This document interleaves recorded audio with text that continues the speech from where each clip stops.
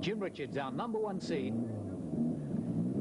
In the final top escort, this is an 1800 escort, slightly down on power. He again is using a 4-speed box instead of the conventional 5. Let's hope it holds together for him. Jim Richards all the way from Australia. He's no newcomer to soft metal though. In 1973 he won 15 stages on the Heatway International Rally. Hannu Mikkola only won 23 of them, so that's fairly good going. But he has been off soft metal for 4 years. He's made a remarkable comeback. His times have been getting quicker by almost half a second a run in practice. 55.42, his fastest run in practice so far. He will need to be under that on this run. 96 miles an hour at the end of the straight. Watching through the S section. Again, the saloon car characteristics of tight lines, not using all of the road. Very tight line in that final one. Watch it across the line. 53.38. 53.38 for Jim Richards with a 96 mile an hour top speed. That is an excellent time. 35.8, and we had 96 miles an hour. This is Ken Vincent. 95 miles an hour. 95 miles an hour for Ken Vincent in the Mark 1 escort. He will need to be quicker than that to qualify. There's too many people going too fast. He's off the pace so far. It's about a second down on what he should be. Final bend, a little bit twitchy. Sprint to the finish line, and 54.69. Just enough, I think slow enough to exclude Ken Vincent from the next round. Here's Brian Watkin, a very good rally sprint exponent. Put up the fastest time in TV1's recent rally sprint. A little bit down on horsepower. 94 miles an hour at the end of the straight. So he's perhaps a little off the pace, but this is where he can pick it up in this S section. His cornering's been good. Watching in practice, he's been very tight on cornering. Nice line, very, very tight on that final one, and a good straight sprint to the finish line, and 52.72 for Brian Watkin. Fast enough, I think, to qualify him. There's the crowd fighting the dust from all of these cars. Power like that on a corner pushes dust everywhere. This is John Woolf. He had 101 miles an hour, the fastest time to date in this RX-3 13B Mazda. To the finish line in 53.31, John Woolf. 53.31, quick enough to qualify him. One of New Zealand's upcoming rally drivers, consistently good at national level. Mike Limbrick. The time, not fast enough, I think. He may pick it up here. Exceptionally good cornering. He was only 85 in a straight line, 85 miles an hour. That's way off the pace, but has been good so far. He must have tight lines. Look at the final. Across the line, 54.42. 54.42 for Mike Limbrick. Mark Jennings. Microwave showing up. 96 miles an hour at the end of the straight. It is escort. Limbrick taking nice lines.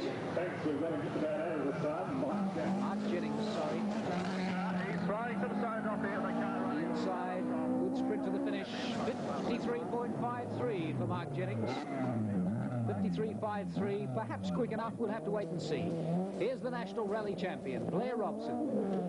He's already had a 96 miles an hour in the straight line, and his best time, 52.75.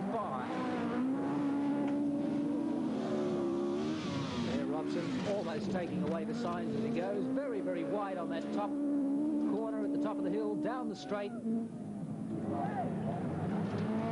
Very, very wide indeed. Blair Robson, a typical New Zealand-style rally driver, uses all of the road. He's been at the top level of competition for a number of years, Blair. He's currently the #2 Motorsport driver in the country, but the current national rally champion. Very, very wide, almost wide enough to take the side. Loads of power at the back wheels and using every inch of road available. Blair Robson, a most spectacular driver.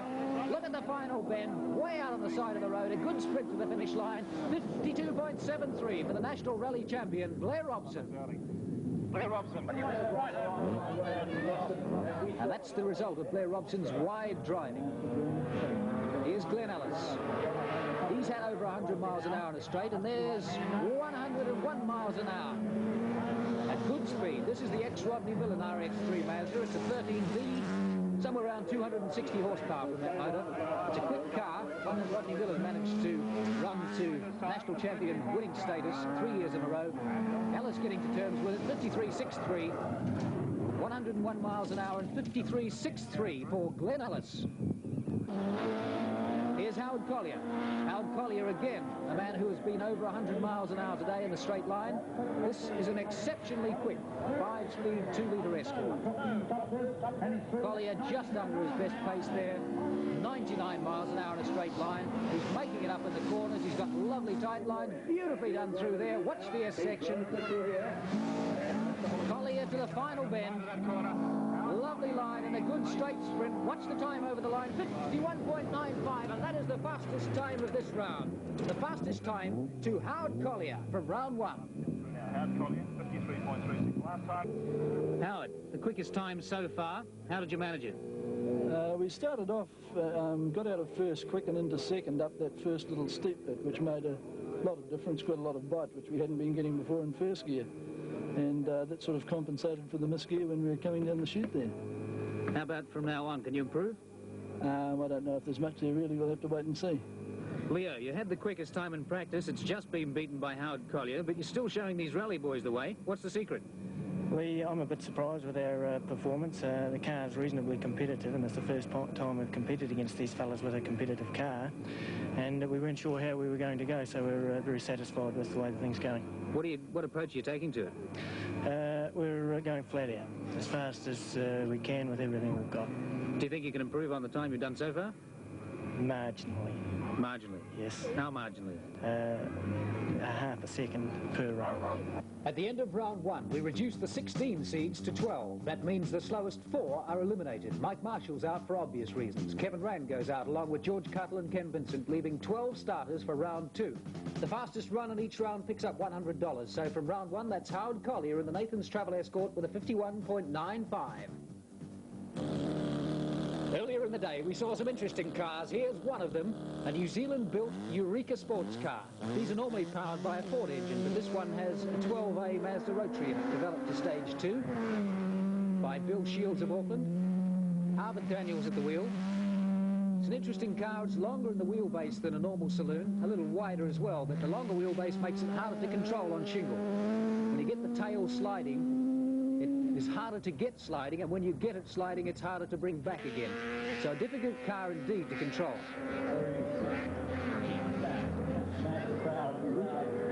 Watch Harvard Daniels. He's an exceptionally good rally pilot. Probably the only person in the country that can get this machine going as quickly as he does. There you see the characteristics of the long wheelbase. Tail right out. It's an all fiberglass machine. Howard Daniels at exceptionally good pace. He's right on the limit. And he's lost it. Daniels has lost it. He got the tail just too far round, clipped the edge of the bank, and turned it over completely. Well back. We can't even see the car. I think both competitors will be okay, saved by that roll cage. Now watch Harvard Daniels as he came to the edge of that corner. He has the tail slid right out. It's very hard to bring back again.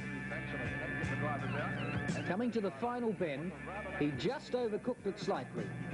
He got it oversteered just too far round, the back right around, and hitting tail on into the bank and flipped it completely, about 75 miles an hour at that stage. The fiberglass panels flying everywhere and the crowd running for cover. And a shower of dust upturned on the roof. And both drivers, as we see, are out and okay. A lot of fiberglass damage, but the roll cage saving the drivers. They're both quite okay.